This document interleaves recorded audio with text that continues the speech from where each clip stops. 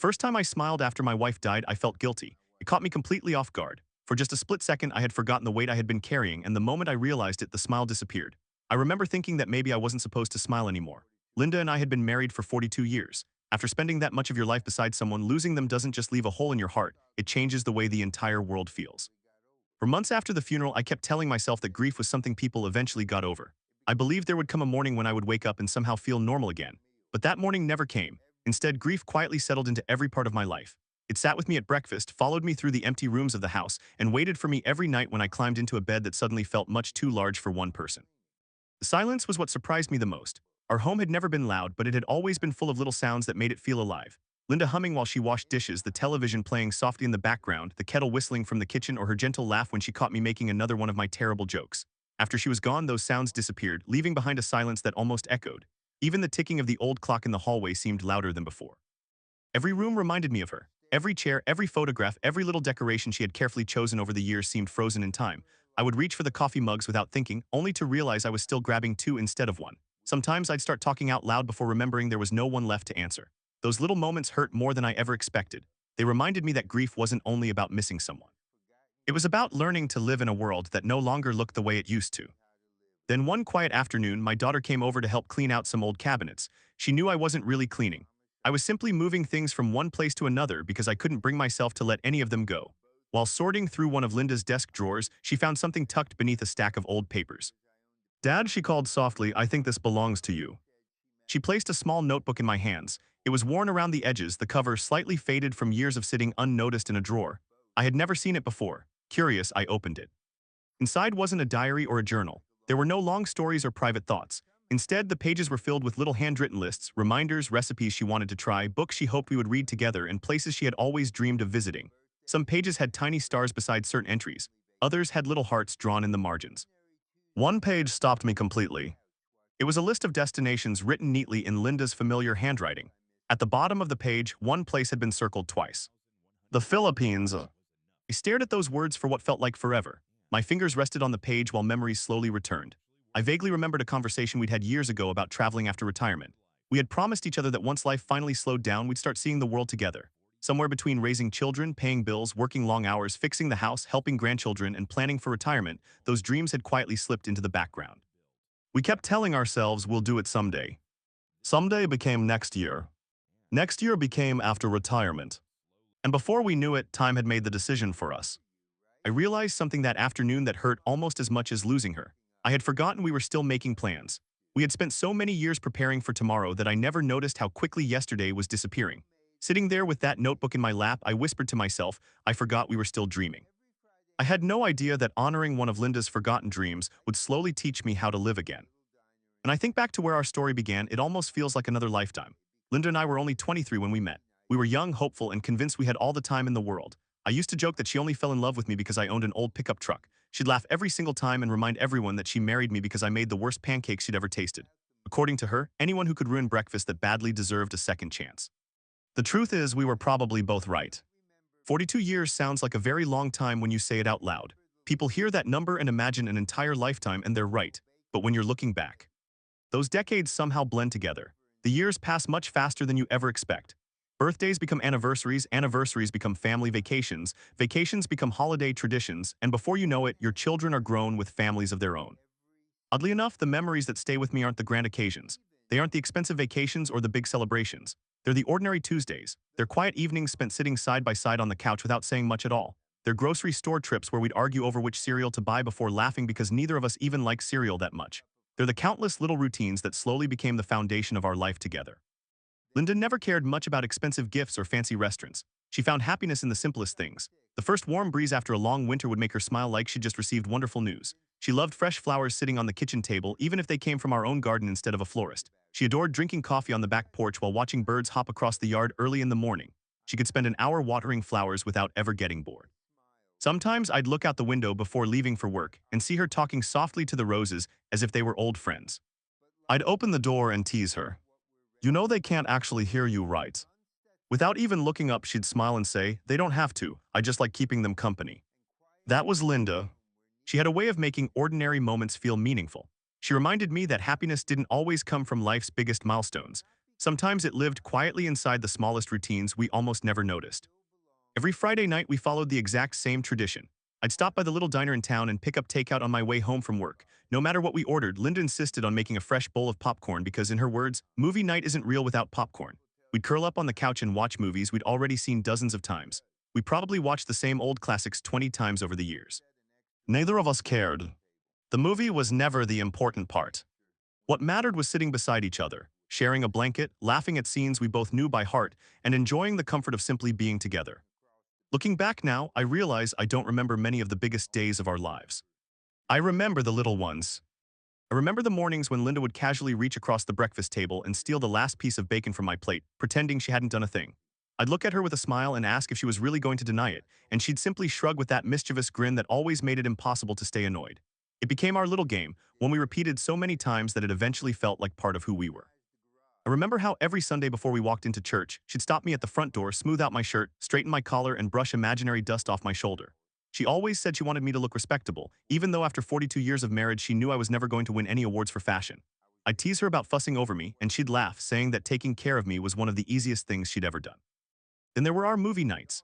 Linda had a remarkable talent for falling asleep during almost every film we watched together. It didn't matter whether it was an action movie, a comedy, or one of our favorite old classics. She would stay awake for nearly the entire movie, only to drift off 5 minutes before the ending.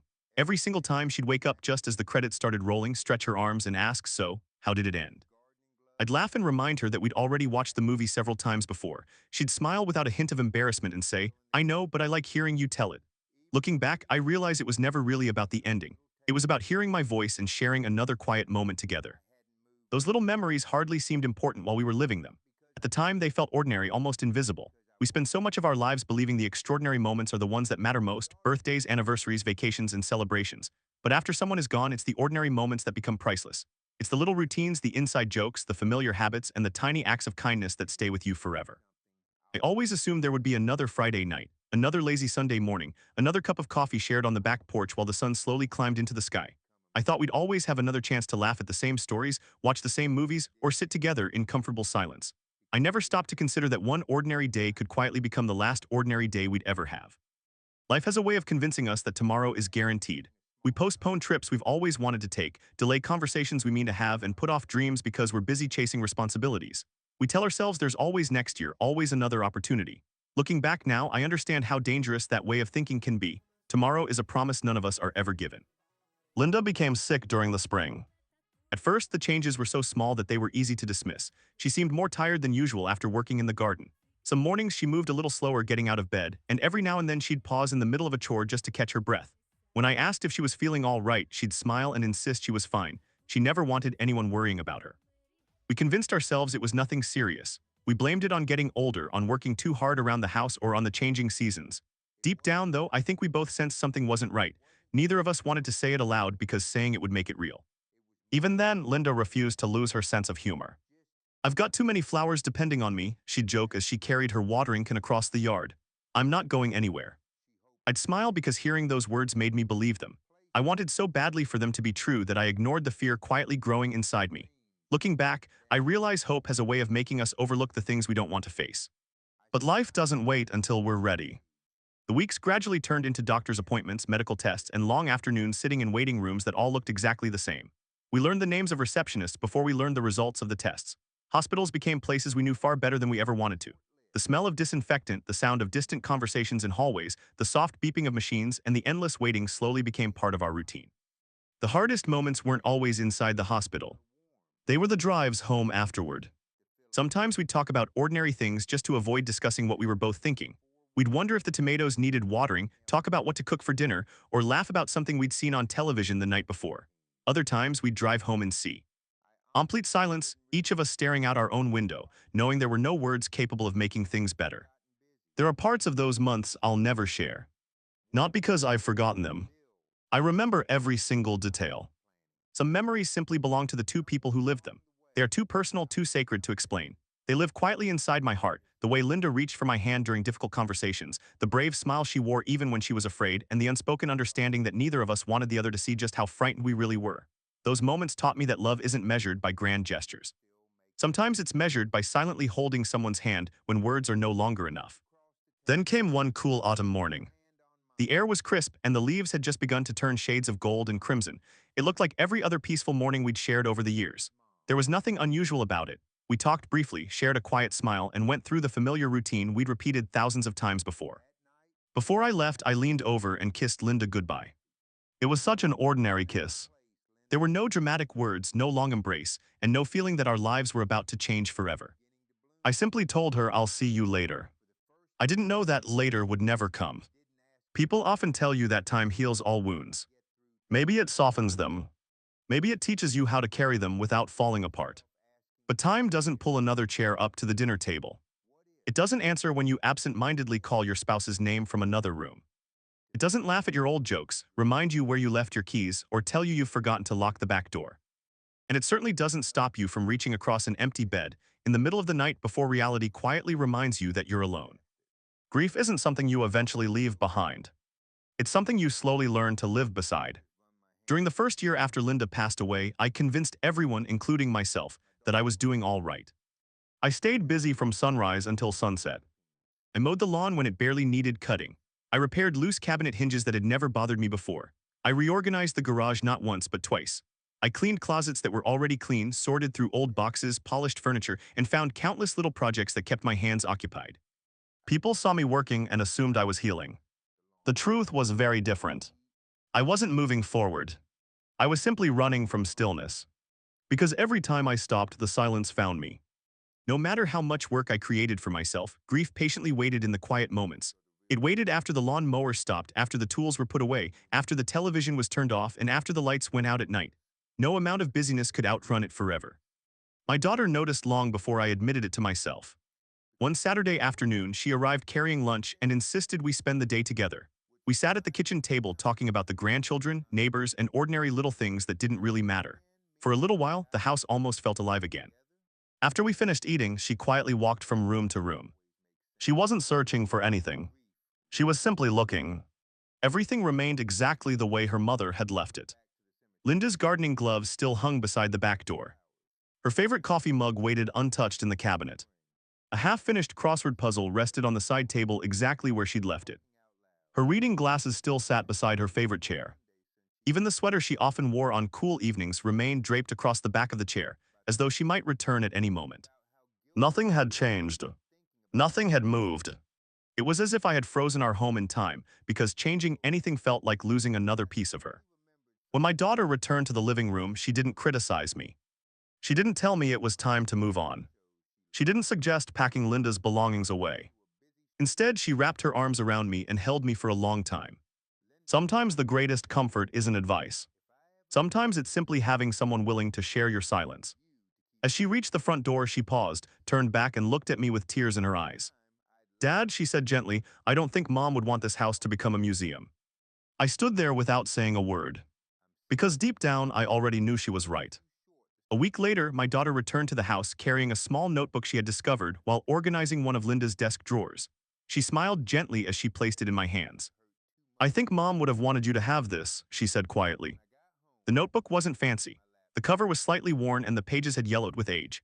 It wasn't a diary filled with deeply personal thoughts or long journal entries. Instead, it contained dozens of little reminders, recipes she wanted to try, books she hoped we would read together, gardening ideas clipped from magazines, and simple notes about places she dreamed of visiting one day. Every page felt like another conversation with her. I could almost hear her voice as I turned each page. Some notes made me smile. Others brought tears to my eyes. It was amazing how something so small could hold so much of the person I loved. Then I stopped on one particular page. Written neatly in Linda's familiar handwriting were the words, "Someday, let's stop making excuses." Beneath that sentence was a short list. See the autumn leaves in Vermont. Take a train through the Canadian Rockies. Spend Christmas somewhere warm. Visit the Philippines. I stared at those last four words for a very long time. The Philippines. For several minutes, I couldn't remember when we'd last talked about going there. Then little by little, memories came rushing back. Years earlier, we'd watched a travel documentary together. Linda had been fascinated by the beautiful beaches, the crystal clear water, the friendly people, and the breathtaking islands stretching across the ocean. She had smiled and said, "Promise me we'll go there someday." I had smiled back and answered without hesitation, "Of course we will." At the time, I truly believed we would. But life happened. There was always something more urgent. The children needed us. Work demanded longer hours, bills had to be paid, the roof needed replacing, retirement planning became another priority. Every year we told ourselves we'd start traveling next year. Next year quietly turned into another decade. Without realizing it, our dream became another promise waiting for the perfect moment, a moment that never came. I closed the notebook and lowered my head. I forgot we were still making plans, I whispered. My daughter reached across the table and gently placed her hand on mine. So did Mom, she said softly, but she never stopped believing there would still be time. Her words stayed with me long after she left. That evening, I carried my coffee onto the back porch, the same place where Linda had spent countless mornings watching birds land in the garden. The flowers she planted were blooming just as beautifully as ever. A gentle breeze moved through the yard, and for the first time in months, the silence didn't feel quite so empty. I opened the notebook once more. Instead of seeing a list of places, I began seeing something else.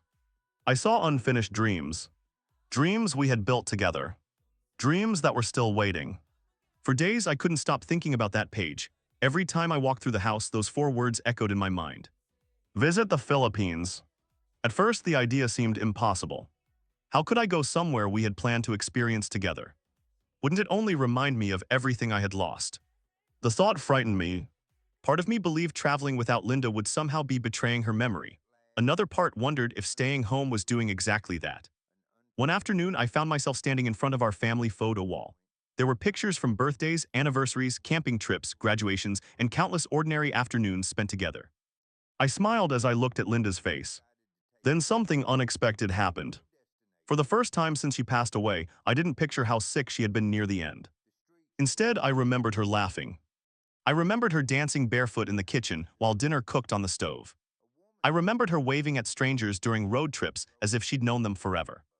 Most of all, I remembered how much she loved discovering new places, even if they were only small towns a few miles from home. She had never been afraid to embrace life. Somewhere along the way, I had become afraid to keep living it. That realization changed something inside me. A few days later, I walked into the travel agency downtown. My hands trembled as I spoke to the woman behind the desk. I'd like to learn about traveling to the Philippines, I said. Even saying the words out loud felt strange.